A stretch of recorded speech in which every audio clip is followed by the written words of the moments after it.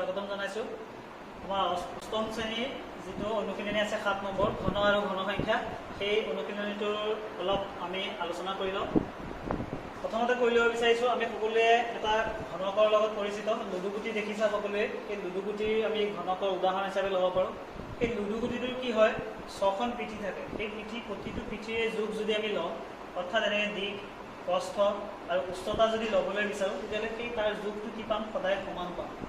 আৰু সেই লুডুগুটিটোৰ যদি আয়তন লাগে, মানে কিমান তাত আছে, ঘনত্বটো কিমান, তাৰ সেই আয়তনটো যদি আমি ওলাবলৈ বিচাৰোঁ, তেতিয়াহ'লে কি হ'ব, সেই যদি প্ৰতিটো বাহুকে মই L চেণ্টিমিটাৰ বা L মিটাৰ তেনেকৈ যদি ধৰি লওঁ, তেতিয়াহ'লে প্ৰতিটো বাহুকে L মানে দৈৰ্ঘ্য L, প্ৰস্থ L আৰু উচ্চতাও L বুলি যদি ধৰি লওঁ, মই ইয়াত লিখি দিছোঁ যে দৈৰ্ঘ্য, প্ৰস্থ আৰু উচ্চতাটো L বুলি ধৰি লৈছোঁ। যদি আমি তাৰ আয়তন উলিয়াব দিয়ে, তেতিয়া আমি L ইনটু L কৰিম, মানে দৈৰ্ঘ্য পূৰণ প্ৰস্থ পূৰণ উচ্চতা। যিহেতু ঘনটো দৈৰ্ঘ্য, প্ৰস্থ আৰু উচ্চতা একেই, সেইকাৰণে মই দৈৰ্ঘ্যটো L লিখিছোঁ, প্ৰস্থটো L আৰু উচ্চতাটো L লিখিছোঁ।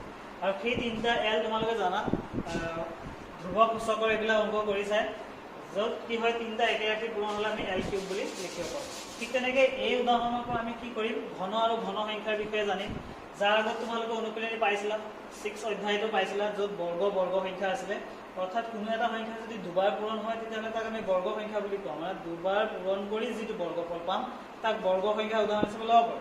ঠিক তেনেকৈ ঘন সংখ্যা বুলি ক'লে এটা সংখ্যাক যেতিয়া আমি 3বাৰ পূৰণ কৰিম, সেই সংখ্যাটো যিটো ফল হ'ব, এইটো ঘনফল বুলি কোৱা হয়। অৰ্থাৎ মই এটা অখণ্ড সংখ্যা লৈছোঁ, য'ত মই 3বাৰ যদি পূৰণ কৰোঁ, তেতিয়াহ'লে তাক আমি A কিউব বুলি দেখুৱাব পাৰোঁ। এইটো সংখ্যাৰ ক্ষেত্ৰত ল'লে তোমালোকে 2 পূৰণ 2 পূৰণ 2, অৰ্থাৎ 2 পূৰণ 2 4, 4 পূৰণ 2 8 লিখিব পাৰিবা, যাক 2 কিউব হিচাপে দেখুৱাব পাৰিব, মানে সূচকৰ সহায়ত দেখুৱাব পাৰিব।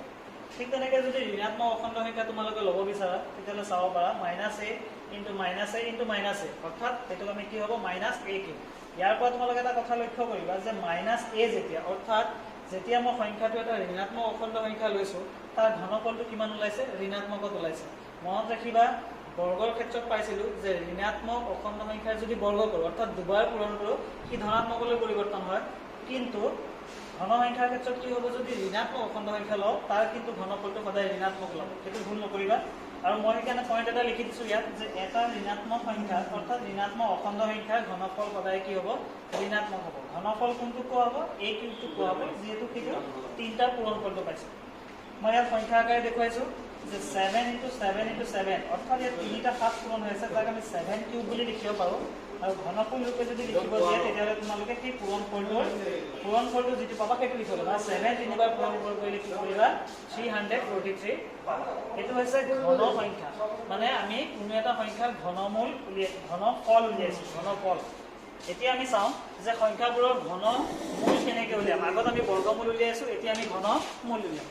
এতিয়া ইয়াত চাওঁ, A কিউবে কি বুজাইছে, যে ইয়াত A 3বাৰ পূৰণ হৈ আছে, অৰ্থাৎ A ইনটু A, যাক আমি A কিউব বুলি লিখিছোঁ। তাৰ ঘনমূল যেতিয়া উলিয়াম, তেতিয়া মই চোৱা, সেই আগত যিটো মই বৰ্গমূলৰ ক্ষেত্ৰত বুজাইছিলোঁ, তাৰ ৰুট অভাৰ দিছিলোঁ, সেই ৰুট অভাৰটোৰ ক্ষেত্ৰত এতিয়া মই কাষতে কি লিখিছোঁ, 3 লিখিছোঁ। 3 লিখি যিটো সংখ্যাৰ ঘনমূল উলিয়াব আছে, সেইটো লিখিছোঁ। অৰ্থাৎ ইয়াক কেনেকৈ পঢ়িব, 3 ৰুট অভাৰ যদি থাকে, তেতিয়াহ'লে তাক কিউব ৰুট বুলি কোৱা হয়। অৰ্থাৎ এনেকৈ লিখিলে তোমালোকে ভাবিব লাগিব সেই সংখ্যাটোৰ ঘনমূল উলিয়াবলৈ দিছে। এতিয়া চোৱা, 3A cube, 3 root A cube, মানে A কিউব ক'ৰ পৰা পাইছোঁ, যে A 3বাৰ পূৰণ কৰোঁতে আমি A কিউব পাইছোঁ। সেইকাৰণে মই A কিউবৰ ঠাইত কি লিখিছোঁ, A লিখিছোঁ। অৰ্থাৎ মই A কিউবৰ কি উলিয়াই দিলোঁ, ঘনমূল উলিয়াই দিলোঁ। অৰ্থাৎ Aৰ বাবে A কিউবটো হ'ব ঘন সংখ্যা, আৰু A কিউবৰ বাবে Aটো হ'ব তাৰ ঘনমূল। এতিয়া মই বেলেগ এটা সংখ্যা লিখিছোঁ, 3 ৰুট 343, অৰ্থাৎ 343 তোমালোকক ঘনমূল উলিয়াব দিছোঁ। যদি এই 3টো নিদিয়ে, তেতিয়াহ'লে বৰ্গমূল, আৰু যদি ইয়াত 3টো কাষত লিখা থাকে, তেতিয়াহ'লে ঘনমূল হ'ব। এতিয়া আমি কি কৰিছোঁ, 3 লিখিছোঁ, 3 কিউব ৰুট লিখিছোঁ। অৰ্থাৎ 343 যদি আমি পূৰ্ণ উৎপাদক ৰূপে ভাঙিবলৈ চেষ্টা কৰোঁ, তেতিয়া আমি কি পাম, 7 ইনটু 7 ইনটু 7। অৰ্থাৎ ঘনমূলত কি হয়, বৰ্গমূল উলিয়াওঁতে আমি উৎপাদকবোৰত দুটাকৈ জোৰ বান্ধিছিলোঁ। ঘনমূলত তোমালোকে কি কৰিবা, 3টাকৈ জোৰ বান্ধিব, মানে 3টা গোট হ'ব লাগিব, 3টাই মিলি এটা গোট হ'ব, তাৰ পৰা আমি 7টো পালোঁ।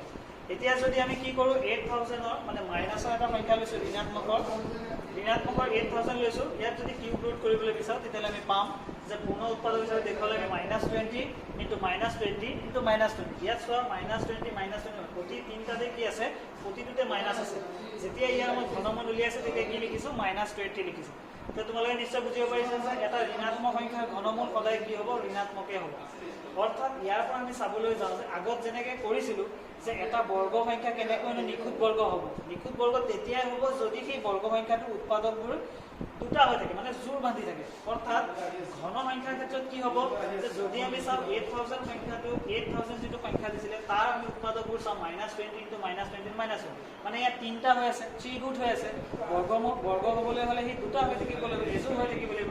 চ' 8000ৰ ক্ষেত্ৰত যিহেতু সি তিনিটা কৰি আছে, তিনিটা 3 গুণ কৰি আছে, সেইকাৰণে সেইটোক আমি কি কৰিব পাৰিম, এটা ঘন সংখ্যা বুলি ক'ব পাৰিম। অৰ্থাৎ মই এখানে লিখিছোঁ যে -8000 এটা নিখুঁত ঘন, কাৰণটো লিখিছোঁ যে এই ঘন সংখ্যাটোৰ মৌলিক উৎপাদক অৰ্থাৎ 2023 কি কৰি আছে, 3 গুণ কৰি আছে। অৰ্থাৎ ইয়াৰ পৰা আমি বুজিলোঁ যে বৰ্গ আৰু বৰ্গমূল চেপ্টাৰটো আমি যিখিনি শিকিছিলোঁ তাৰ হুবহু আমি কি কৰিব পাৰোঁ, ঘন আৰু ঘনমূলত ব্যৱহাৰ কৰিব পাৰোঁ।